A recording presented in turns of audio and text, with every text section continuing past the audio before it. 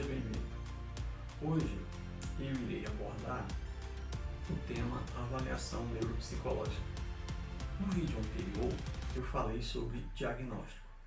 Citei algumas áreas que são avaliadas para se chegar a um diagnóstico. Falei da sua complexidade também. Como parte do diagnóstico, a avaliação neuropsicológica ela fornece um conjunto de informação de grande importância para que se chegue com assertividade ao diagnóstico. Por isso, a sua importância. Para falarmos de avaliação, é importante a gente situá-la em 3 eixos, que é a avaliação do eixo comportamental interativo, ou seja, a criança em interação com outras pessoas, com outras crianças, até mesmo com o profissional. Então, o eixo interativo comportamental é composto pela família, é composto pelo ambiente escolar e é composto pelo comportamento da criança na interação com o profissional. A escola é um ambiente de interação frequente, mas tem as suas características específicas. É um local de aprendizagem, é um local onde as crianças interagem. Ali elas são ensinadas a certos comportamentos e também é um espaço de aprendizagem, de escolarização.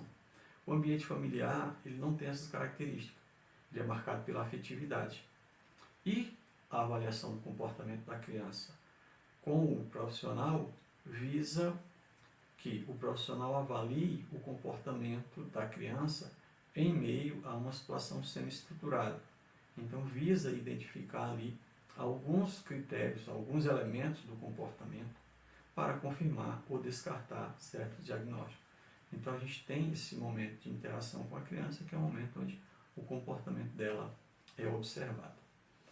Além do eixo interativo comportamental, nós temos o eixo cognitivo, ou seja, a avaliação das habilidades cognitivas da criança.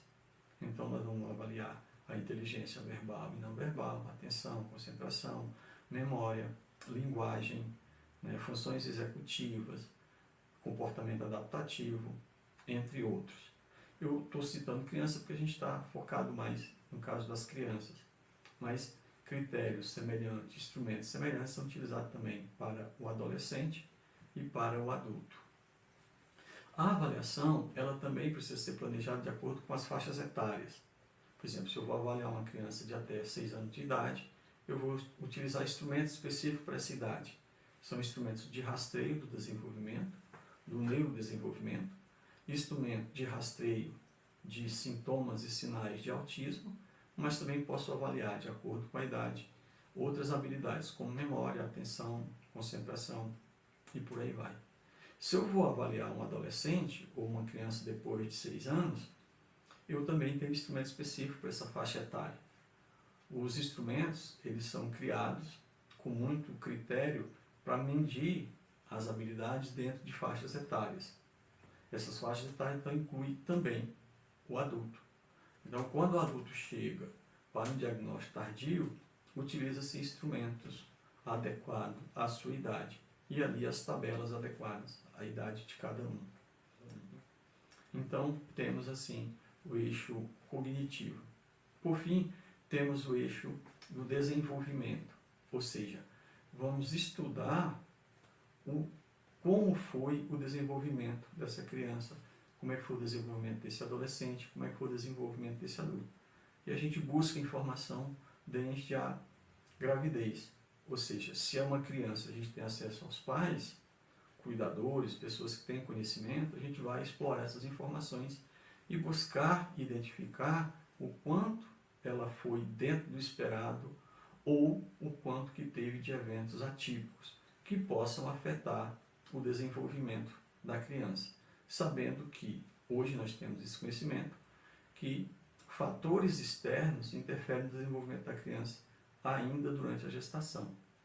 O nascimento é importante porque eventos atípicos, fora daquilo que a gente espera, pode também gerar algumas sequelas que podem ser confundidas com alguns sintomas de alguns transtornos, entre eles o transtorno de autismo.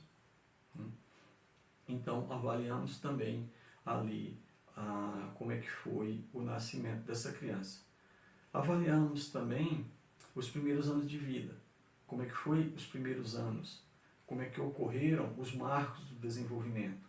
Quando a criança falou, quando ela andou, né, se teve atraso de fala, se não teve, né, se teve algum adoecimento atípico, se aconteceu alguma coisa. Então a gente avalia também os primeiros anos de vida da criança, dando ênfase aos marcos do desenvolvimento. Se a gente está falando do adolescente, a pesquisa, né, o estudo, a investigação, ela se estende até o dia de vida dele. Como é que foi a escolarização, né, se houve progresso escolar normal ou se teve dificuldade, se precisou de suporte ou não. Então a gente investiga todo o histórico da criança até o dia da avaliação. Com esses elementos, a gente então pode realizar a avaliação, estabelecendo ali elementos suficientes para chegar a um diagnóstico. Vale ressaltar que a avaliação em si, ela não encerra o diagnóstico, ou seja, o diagnóstico ele não é feito apenas com a avaliação. Outros elementos contribuem para chegar a essa conclusão de um diagnóstico. No entanto, a avaliação é o procedimento que agrupa a maior quantidade de informação sobre o desenvolvimento, sobre o funcionamento cognitivo e sobre o histórico da criança. Daí a importância da avaliação neuropsicológica. No vídeo anterior eu falava sobre o diagnóstico em um atendimento, né? E falava da complexidade que é você dar um diagnóstico nessas situações. Então aqui eu estou abordando o quanto que a gente junta de informações, o quanto são agrupadas essas informações, para se chegar a uma conclusão de que aquele desenvolvimento está ou não dentro do esperado.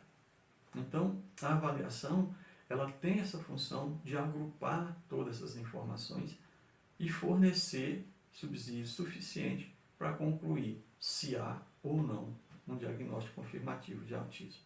Sendo assim, a avaliação contribui com esse conjunto de informação para se chegar a essa conclusão, mas principalmente para que se possa estabelecer quais são as intervenções junto à criança, junto ao adolescente ou adulto. Essa é a importância da avaliação. Concluo assim a nossa fala de hoje e convido você a fazer parte, a nos ajudar com esse processo, com essa construção, com essa divulgação de conteúdo sobre o tema, nesse mês que é tão especial, né, que é dedicado então às crianças, adolescentes e adultos com autismo. A todos obrigado e até o próximo.